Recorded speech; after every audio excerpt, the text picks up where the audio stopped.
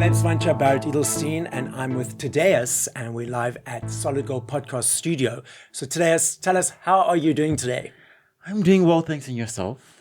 I'm good, thank you. I'm good, thanks. So what's happening in your world? So you said you recently moved here from Cape Town, correct? Yes. Okay, so let's rewind. At what age did you feel cool? You want to be in this entertainment creative space. Yes. And how did that journey accumulate to where we are today? I think it's always been there. I remember telling my parents at a very young age that, you know what, guys, I'm not going to go into your typical 9 to 5. What I want to do is to be in entertainment. But then they said, you know what, we're not sending you to varsity to go study anything entertainment. You're going to have to choose something that's a bit more solid. So I went to varsity, UCT, and I studied political science and film. I'm done now. And then now I'm in Johannesburg and trying to chase my dreams. So you referenced that you knew that you wanted to be in entertainment at a young age. Did you have an idea of what part of entertainment you wanted to be in, whether it was creation or singing or whatever, or it was just that concept of knowing you want to be in the space? I think acting was a huge one. I remember as a child, I used to be very dramatic because in my mind, I don't know if you've watched Leon Schuster before. Yes. So after he pranks people, there's a camera over there. I used to think that was my life. There was constantly cameras watching me. And so that's why I used to be so dramatic, because I'm performing for the camera. And I used to think that when I grow up, I'll get to watch my life back as like some sort of a documentary. And I still have that delusion. Yeah. But my imagination has always been wild. Music has always also been a huge part of that as well. I recall growing up, I used to think that my closets were my audience and then my deodorant was my mic. And so I used to perform all the time. I still do it even now. You know, my mind runs wild. So I've always known that this is the trajectory I want to take. So I wouldn't say it's your mind running wild. Yes.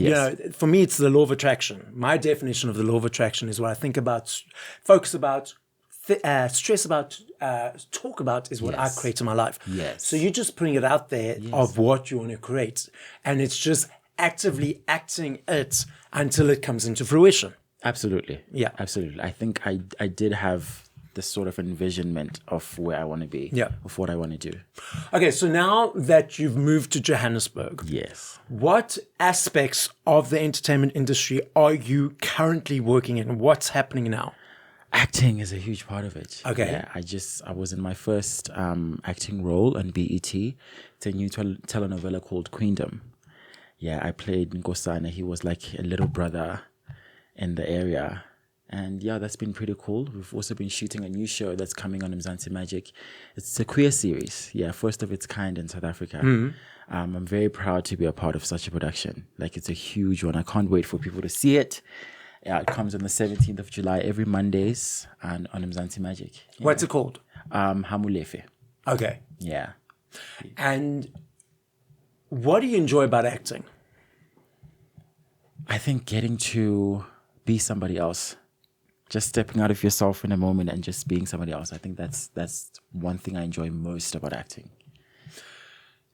And now you're doing the acting. Yes. And tell us about what you create and what you've been doing on TikTok. So basically what I've been doing on TikTok is, so I take local memes and moments from local soapies or any other moments really, and I recreate them. So I usually take comedic parts, but the underlying factor there has always been to showcase how much of a good actor I believe I am, because I'm very great at impersonating as well. Yes. So, and I think the reception has been quite great over the years because it's opened so many opportunities for me. And how do you choose what to create? So what about that meme or what about that situation attracts you to recreate it or create something about it for TikTok? I think it's when I genuinely enjoy it. Yeah. Okay. I need to enjoy what I'm seeing. And then it will instantly spark some creativity in me, and then I'll just recreate it and add my twist to it, I guess. Yeah. And that creative process, you mentioned that it's a spark of what you're seeing. How quickly does that idea of your extension of what you want to create come into it? Or is it a process of like, oh, I enjoy this. I'm loving what I'm seeing. Let me sit back for a couple of days and let an idea come through. Or does that idea come through instantaneously? It comes instantly. Okay. I think the process of recreating might take a bit more time. I think starting out my videos, a lot of my videos that I would do, I'd done them maybe 30 minutes before posting.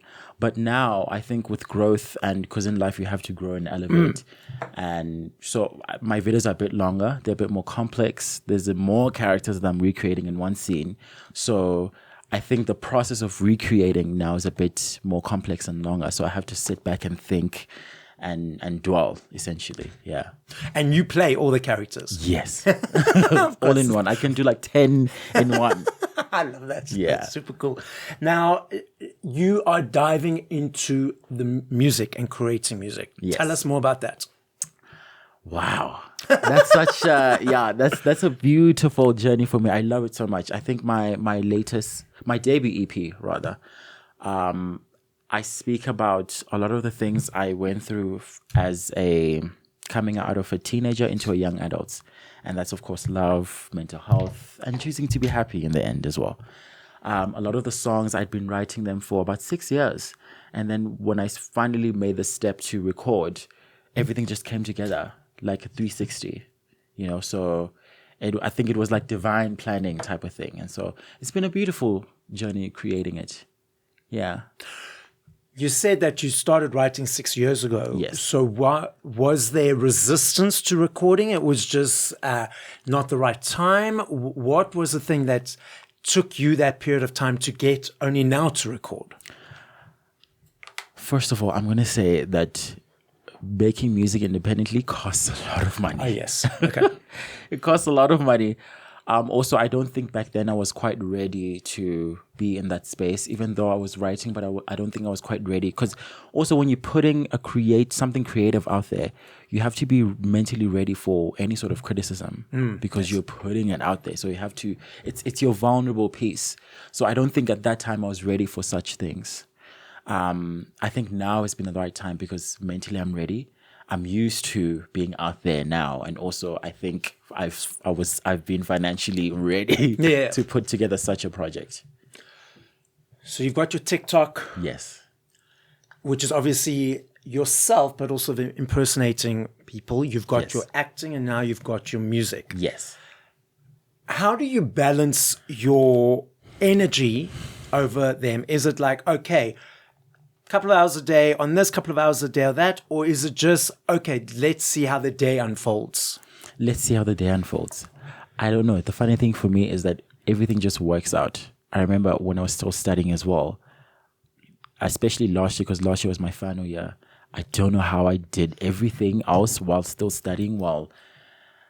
Everything just sort of works out in the end. So I guess we see how the day goes. Okay. We see how the day goes. Now, going back to your music. Yes. You said it's based on your experiences. Yes. So beyond that, from creating a song from 0 to 3 to 4 minutes, you've mentioned already in motivation. Is it easy every time? Is it soul creative or you collaborate with others? Let's unpack your creative brain a little further. Yeah. It's not easy all the time. It really isn't. Sometimes I might go to the studio and say, okay, I'm going to do this. I'm going to record this. And then it doesn't sound as good as I imagined it to do. So I have to cripple it down. I have to, okay, which harmonies to add there. Maybe which lyric to change so that everything goes well and it's consistent and it's cohesive. There's a lot of changes that happen and a lot of grits and just boiling down and scaling down all the time. So, I guess it is challenging in that way. But I guess the beauty of it also is that when you really love something, and when you're really passionate about it, I guess you just push through all of those things because it really isn't easy. It isn't the most glamorous process, but in the end, it's worth it. And that's interesting you say that because a lot of people, the fans who are not in the industry, yes, they believe, artists live such a glamorous life, traveling here, doing this, whatever. Yes. They see the end result. Yes. They don't see all the steps that get there. And they think it's such a fabulous, brilliant, amazing life. But it's not that. It's not that. Yeah, it's not that. I mean, in a sense, it is. And I think what you're saying goes back to the conversation of, I think I can tie it to my parents. When I told them and I said I want to be in entertainment, I think the entertainment, any career in entertainment is such a fantasy. It's such a fantasy to say, I want to be famous, I want to be in television, I want to do all these things. And a lot of our parents grew up in a time where dreams didn't really come true. Yeah. And so to them, there's still that stigma when you say, I want to be in entertainment. It's like, how many in a few really make it? Are you really going to push through? But then you've got to just prove yourself all the time. And just, I guess that's what worked for me as well. Just proving myself and making sure that I work as hard as I can to convince them to say, hey, this is what I want to do and allow me. Because also at the end of the day, I think with parents, they don't really care too much about what you do. But as long as you can sustain yourself and it's an ethical value, you can sustain yourself and also take care of them because they don't want to retire and still worry about you. Yeah. So, just work as hard as you can and just understand that also behind the scenes is not the most glamorous thing. So now let's unpack a little bit more around the social media. Yes. You reference vulnerability in releasing music. Do you find that putting yourself out there on social media is also vulnerable or not as much as releasing music? Because you're playing a character, so to speak, on social media compared to music. It's about your own experiences. Yes. Where on social media, there's a little bit of Tadéus, Tadéus plus. Yes, That makes sense. Absolutely. I think there's more vulnerability in the music, as you mentioned. But in a sense, on social media, there is as well, because I guess people always have some critiques to add. And so, in that sense, yes. But I would say, yes, music is a bit more vulnerable. Yeah. Yeah, because it's your idea, like Yes. you and nobody else. Whereas what you're posting on social is an extension of someone else's idea, so to Yes. speak. Even though it is your creation, Yes. it's an extension of somebody else's. else's idea. Yeah. Absolutely. And how has social media, specifically TikTok, allowed you to elevate your brand and who you are? As I said, I think it's created so many opportunities for me. I'm in the acting space now because of it. I'm able to fund my passion project, which is music, because of it. So I guess in that sense, that's how it's propelled me, really. And did all those opportunities come through from your creations on TikTok, and then those were seen? Yes. Okay. Yes. Those were seen. But also I had to step out and also make some networks for myself, like joining an acting agency. Yes. I was already getting acting roles, but they wouldn't foresee because I didn't have any representation. So I said, you know what, I need to get some representation. So I approached an agency. I said, let's figure something out. And they were welcoming enough to accept me and say, yeah, let's see what we can do with you. And then here I am today. Have you ever thought about, because when you're doing your stuff on TikTok, Yes. you're basically producing, you're creating, you're directing. Have you ever thought of going behind the scenes in the acting world? Because in a certain way, you've been doing that in a small space idea with your TikTok. Oh, absolutely. I watch people like Tyler Perry. Very inspiring. I mean, he gets to be the director, producer in his films, and the actor as well. He has his own film studios. I mean, those are sort of things that I look at and I say, one day, this is definitely a trajectory I want to go into. Yeah. Now, interesting. I'm finding this conversation very interesting. So now you created your own stuff on TikTok. Yes. When you're now being approached and are acting on television programs and stuff. Yes. Does your director brain, even though it's been small, ever come in and say, well, why don't we do this? Yes. And do you vocalize that, or do you hold back? I think Your face. I think I still hold back a bit. Yeah, but I think with this recent project on Zanzi Magic, I had a very nice banter with the director. So I would banter it if I suggest something. Oh, so that so I'm like not sort a of bit, joking and like, and like then a you'll joke. be Yeah, like, yeah. oh yes, yeah. Instead of And then- like, do this type of yeah, thing. Yeah. yes, yeah. But it's. I think also it's important to have that sort of working environment. You never want people to feel too held back. Yeah. Yeah. You have to be open to ideas because everybody's a creative at the end of the day. Exactly. From the actor to the director to the producer to anybody that's involved in that specific project. So everybody will come with their different flavors. And different strengths. Yeah, Because everyone's absolutely. got different strengths. Yeah. Now, Tommy, I know if I had to ask you this question, we're playing a little game now. Yeah. Okay, two parts to the game. I know if I had to ask you this question tomorrow, 5 days, 50 years, I know your answer will be different every time simply because there are many of them and many goals to perform with them. Yes.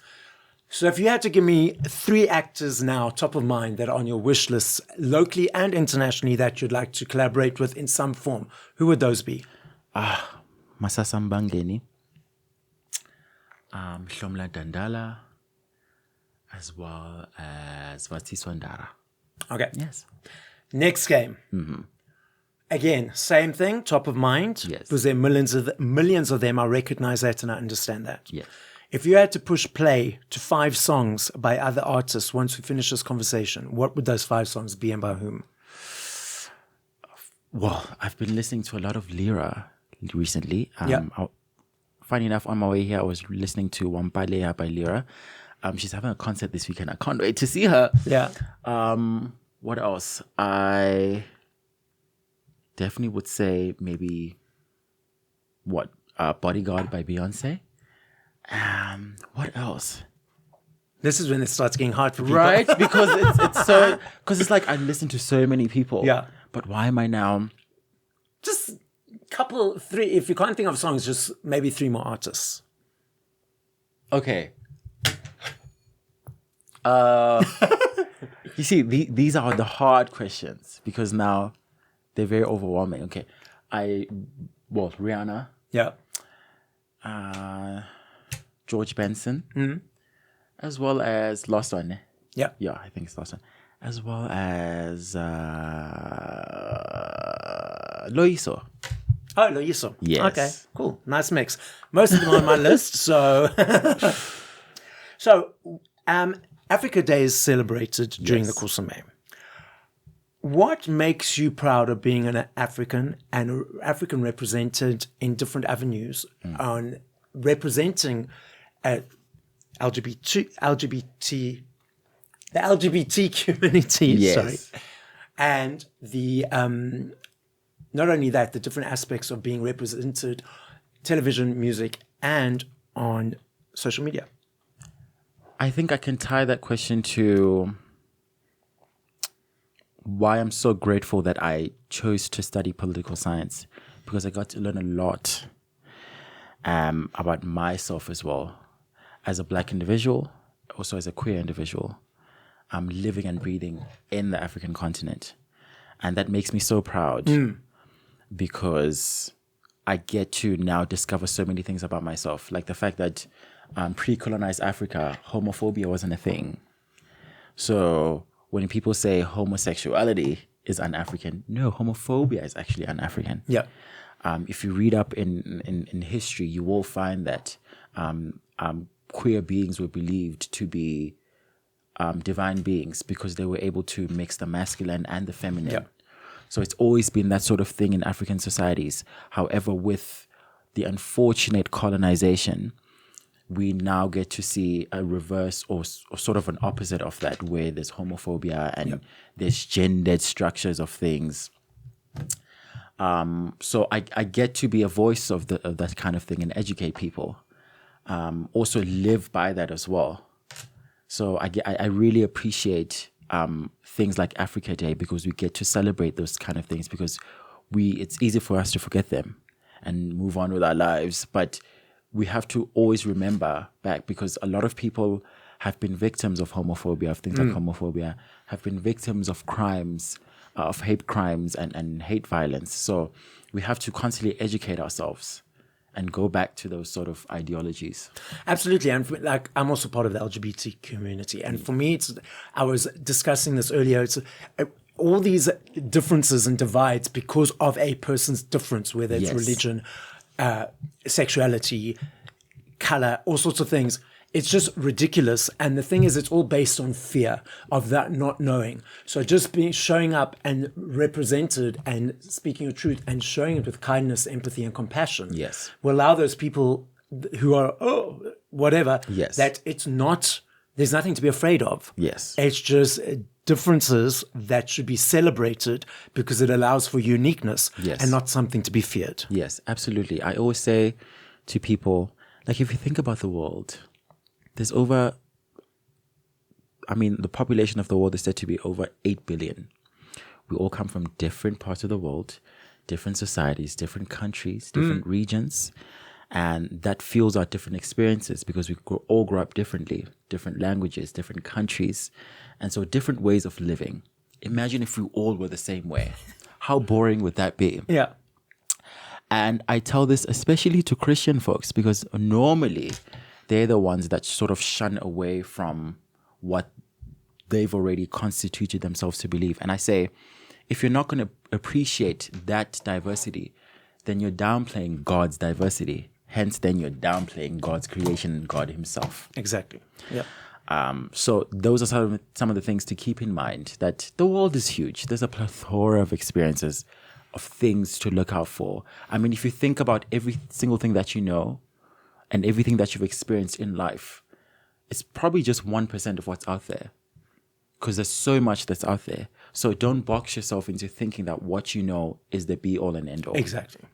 I'd say it's 0.001%, not even 1%. You know what I mean? There's so much out there.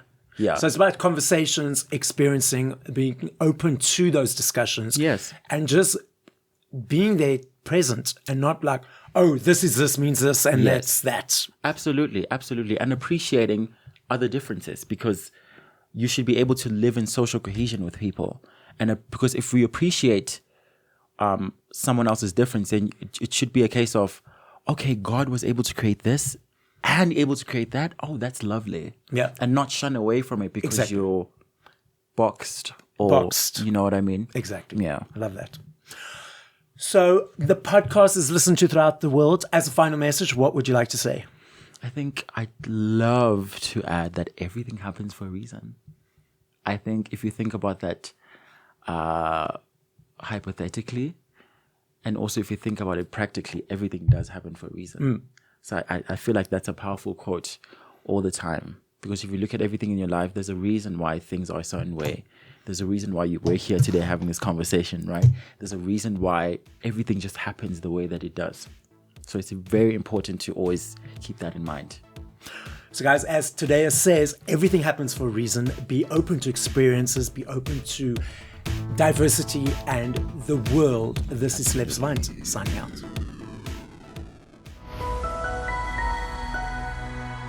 Another production from Solid Gold Podcasts.